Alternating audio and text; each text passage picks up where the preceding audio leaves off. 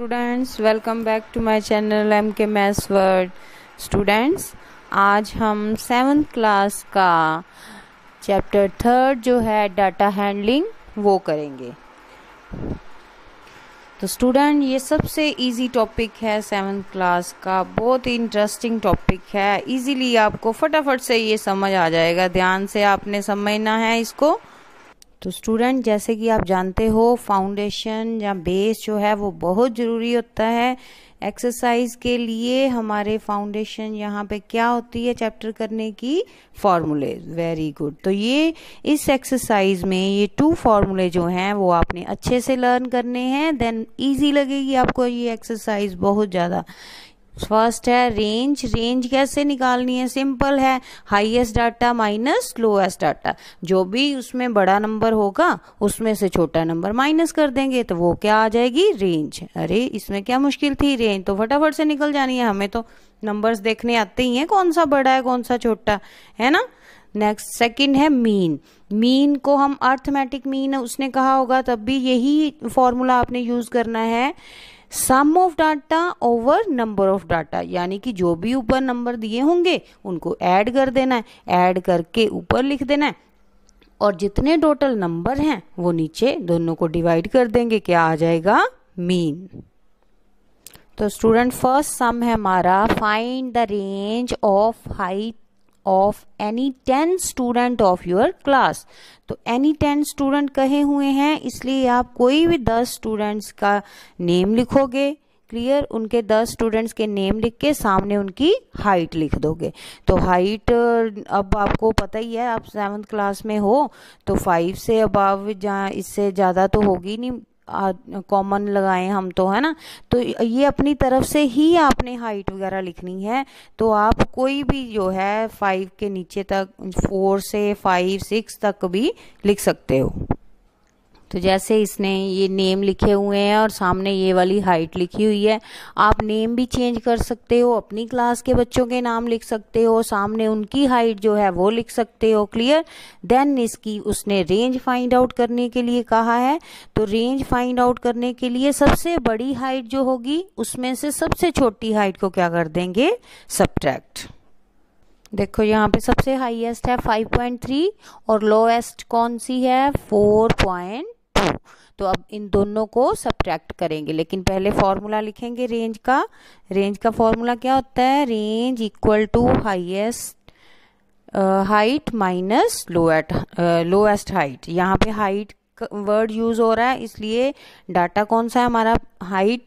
तो लिखेंगे कैसे? Lowest height minus highest height minus lowest height. तो आप इसे ऐसे भी लिख सकते हो, highest data minus lowest data, जो आपको फॉर्मूला लर्न हो रहा है। तो यहाँ पे सब्ट्रैक्ट करके आपके पास आ गया 1.1 फीट। नेक्स्ट सेकंड सम है हमारे पास, organise the following marks in a class assessment in a tabular form. कहता है इसको टेबुलर फॉर्म में लिखो। नेक्स्ट इसके क्वेश्चन के आंसर बताओ। फर्स्ट क्वेश्चन है which number is the highest. इसमें से हाईएस्ट नंबर कौन सा है वो देख लेना है ना। कहाँ से? फटाफट से नजर आ रहा है ना। Good. Which number is the lowest, सबसे छोटा नंबर कौन सा है वो देख लेना है। Then range. अरे रेंज का तो यही फार्मूला है, जो हमने हाईएस्ट निकाला जो लोएस्ट निकाला उन दोनों को सब्ट्रैक्ट कर देंगे, है ना। कितना इजी है।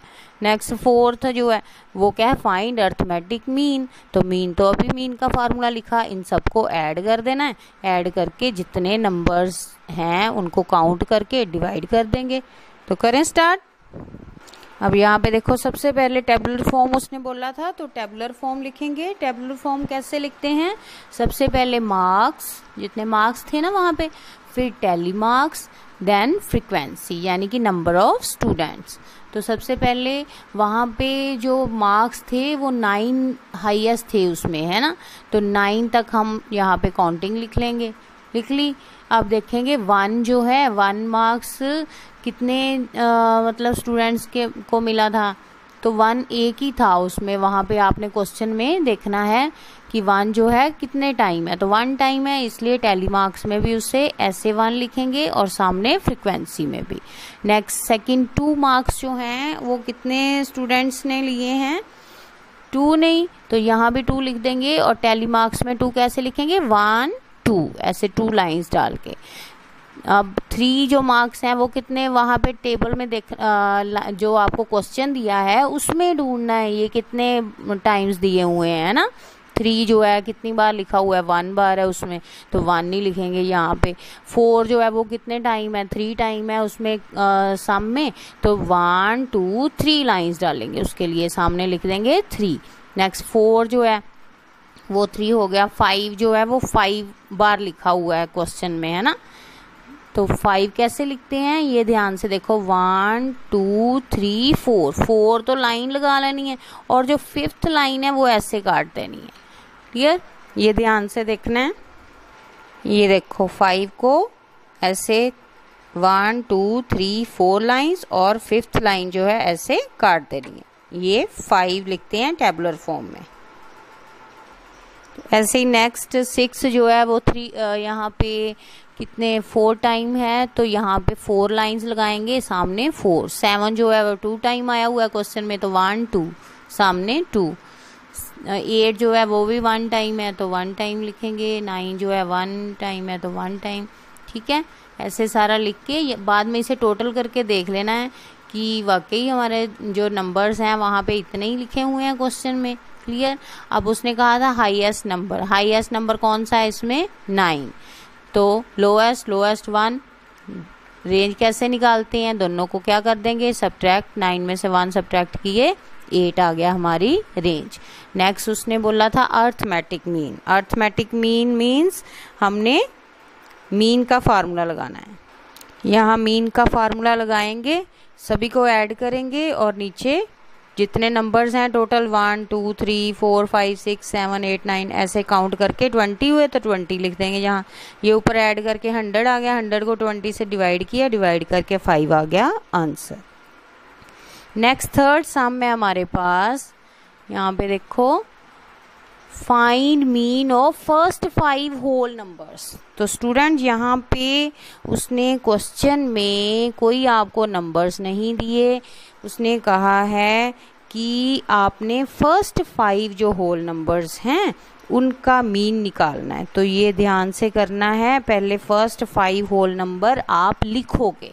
होल नंबर पता है ना, 0 से स्टार्ट होते हैं, तो 0 1 2 3 एंड 4, ये 5 हो गए ना, 1 2 3 4 5। कई बच्चे क्या करते हैं, वो 5 तक काउंटिंग लिख देते हैं।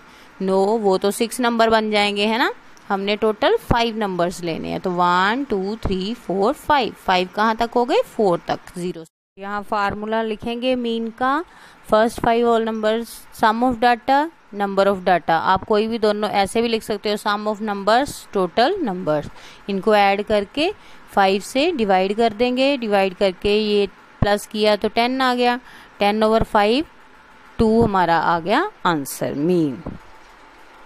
नेक्स्ट फोर्थ सम है, a cricketer scores the following runs in 8 innings, find mean score. तो ये रन्स दिए हुए हैं, एक क्रिकेटर ने स्कोर किए और इतने रन उसने बनाए हुए हैं। ठीक है, तो अब कहता है इसका मीन निकालो। टोटल हमने काउंट कर लेने कितने हैं, 1 2 3 4 5 6 7 8, तो 8 टोटल नंबर ऑफ इनिंग हो गई।